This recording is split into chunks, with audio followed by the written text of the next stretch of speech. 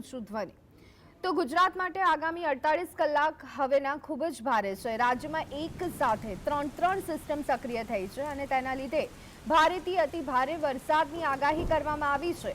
હવામાન વિભાગના જણાવ્યા પ્રમાણે 27 અને 28 ઓગસ્ટે રાજ્યમાં કેટલાક વિસ્તારોમાં અતિ ભારે વરસાદ વરસી શકે છે। હાલમાં મધ્યપ્રદેશ પર રહેલી ડીપ ડિપ્રેશન સિસ્ટમ ધીમે ધીમે પશ્ચિમ દિશા તરફ આગળ વધી રહી છે, જે રાજસ્થાન બાદ ગુજરાત નજીક પહોંચી છે, જેની અસર હેઠળ રાજ્યમાં ભારે વરસાદ વરસી રહ્યો છે। આ સિસ્ટમ ઉત્તર ગુજરાત બાદ કચ્છ અને સૌરાષ્ટ્રના ભાગોમાં પહોંચશે, જેની અસર હેઠળ મધ્ય ગુજરાત, દક્ષિણ ગુજરાત અને સૌરાષ્ટ્રમાં આગામી 2 દિવસ અતિ ભારે વરસાદ વરસી શકે છે। આ ઉપરાંત ચોમાસાની ધરી પણ દક્ષિણ રાજ્યમાં સક્રિય છે, જેનો ઝુકાવ દક્ષિણ ભાગે ગુજરાત તરફ છે, જ્યારે ગુજરાતના દરિયા કિનારાથી કેરળના દરિયા કિનારે ઓફશોર ટ્રફ મજબૂત સ્થિતિમાં છે।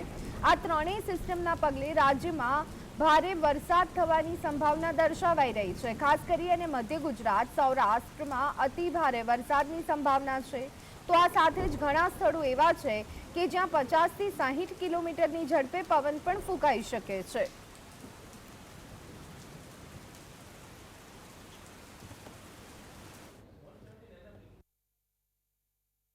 आने वाले 2 दिनों के लिए गुजरात रीजन के लिए एक्सट्रीमली हैवी रेनफॉल की वार्निंग और साथ में रेड अलर्ट जारी है। और उसके बाद जो डे 3, डे 4 के लिए heavy to very heavy rainfall की वार्निंग और साथ में ऑरेंज अलर्ट जारी है।